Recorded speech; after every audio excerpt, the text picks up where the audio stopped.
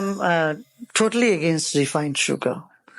Because when I read this research that just 1 teaspoon of sugar can bring down your immune system by 50% for next 2.5, 3 hours, I said bye to it. And I tell people to say bye to refined sugar. Instead I would tell them take coconut sugar or jaggery, other honey. I don't see this is too far away when we might see in the world the white sugar factories will be shut down. Maybe they will.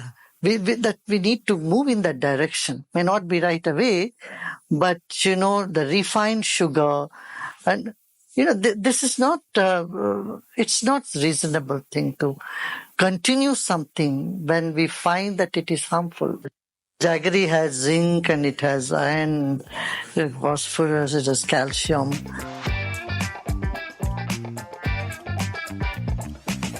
Deep sleep, nothing happens. That is why it is sleep. And it is the most needed state for you. If you ask me physiologically, yes, your metabolism goes high. A lot of activities happening in the body. You grow only in the sleep. If you don't sleep, you don't grow. In sleep, you heal. Healing happens in sleep. In sleep, you get rejuvenated. All this happens on one hand. On the other hand, nothing happens. In the 70s and 80s, hardly there would be any vegetarian stuff anyway. But today, that's not the case. Everywhere people are taking to vegetarianism because they have found it much, much more useful to the body. And the makeup of our body is such that it is more suitable for vegetarian food. If people argue, vegetarian घास फूस खा के क्या करना है हमको, तो we need protein, so I'm a bodybuilder, so I had to eat meat and all that. Just tell them, horses, elephants, bulls, they're all vegetarian.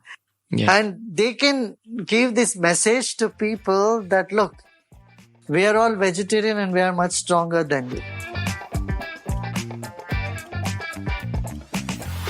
So I would say if you sit for meditation, every hour or two you must get up and move.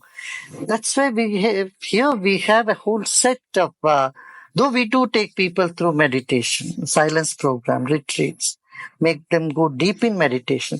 Their meditations are deeper when they add some asanas, yogasanas, exercises. See, when you meditate for 20, 30 minutes, what happens? Toxins are released in your body. Now, if you don't move your body, don't help the circulation to go, and if you don't do some breathing exercise to get that carbon dioxide out of your system, you get rusted inside. And then you are prone to, joint pains or any sort of illnesses. Though your mind may get calm, but it will take longer time to get calmer. You need to sit for a long time to become calm. If you add a little bit of pranayama meditation, I would usually recommend to anybody 40 minutes. In this 40 minutes, I would say 10 minutes of exercise, 5 minutes of breathing exercise, 20 minutes of meditation, and end that again with 5 minutes of breathing exercise. So that in meditation, whatever your body is reorienting itself or readjusting and letting go of the stress and toxins, it has an outlet through breathing. This is an issue. Radiation will increase many times more and it is affecting the health. Use it less and less. Switch off your phones at home. Keep a cut-off time, 8, 9, 10 o'clock. After that, you are not going to release that red button till the next morning. So this is one thing. Second is boost your immune system. If your immune system is strong, you have more powerful energy with you, then the radiation does not affect you. You form a shield around you. Some people have this thing inbuilt in them that their body can adjust to any type of water, any type of weather, any type of conditions. See, people who are living in the slums, their immune system is so much stronger than those who are living in bungalows. For you, you drink water which is not filtered one, then 4 days you will be in bed. But those people, you see, nothing shakes them. They are so strong. So, our body can adjust to different climates, temperatures, conditions. It's very elastic, I tell you. Even for you, shut off your AC and try to be in a room without air condition. 1 or 2 days you may feel uncomfortable, maybe a week. But if your will is there, you too can make your body stronger. You know, science said butter is bad for you. A whole generation believed butter is not good for you. And then in 2015, Time magazine cover said butter is good for your heart. Today, cholesterol has been deleted from the list of medical advices for heart patients.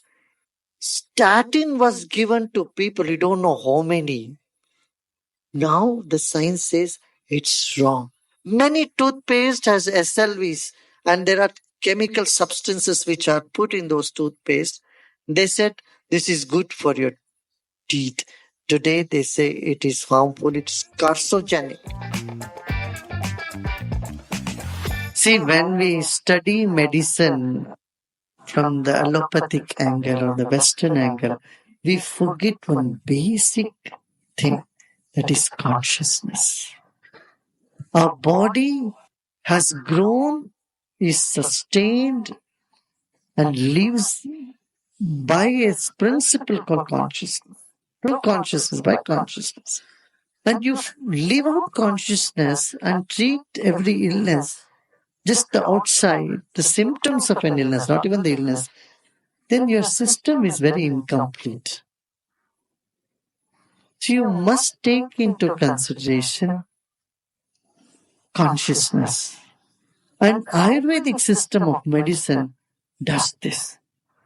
A weak body can be carried by a strong mind, but a weak mind cannot carry on even a strong body.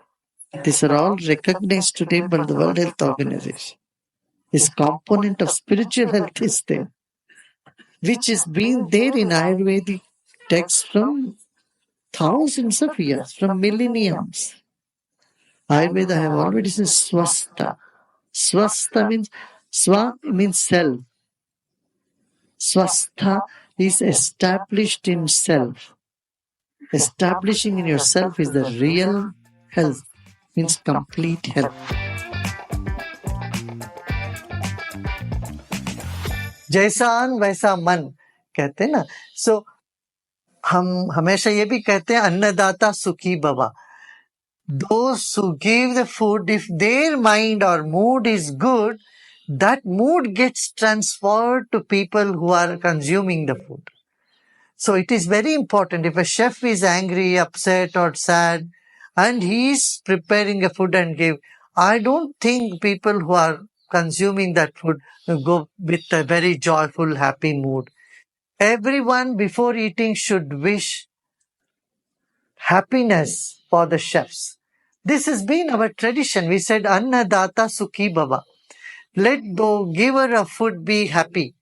And who are the giver of food? First is farmer. Second is the merchants who, without adulteration, who reaches it to you. Third is the chef who prepares the food and reaches to your taste buds and to your tummy. So all these three people should be happy. This must be the prayer that everyone should do. If your environment is polluted, if the air is no good, water is no good, if your food is all grown with so much chemicals, you cannot maintain a healthy body. It's the basic thing that you need to care for. You need to have trees. Even if you're living in an apartment in a very big city like Mumbai, you should keep some plants inside the home. Some money plant and there are different, what is that, mother-in-law's tongue. And plants like this cleanses the air. I would use the example of a cell phone. Your cell phone needs charging. You need to charge your cell phone. When the charge goes out, you dial the number and keep saying hello, hello, nothing will happen. Because battery has died out. Charge has gone. Breathing is like charging the battery of the cell phone. 90% of the impurity in the system goes out through the breath. But we use only 30% of our lung capacity. Breath is linked to different emotions. When we are happy, we breathe differently. When we are stressed, we breathe differently. When we have anxiety, the pattern of our breath is different. By manipulating the breathing, you can change the emotions. And if you can change the emotion, it affects the endocrine system.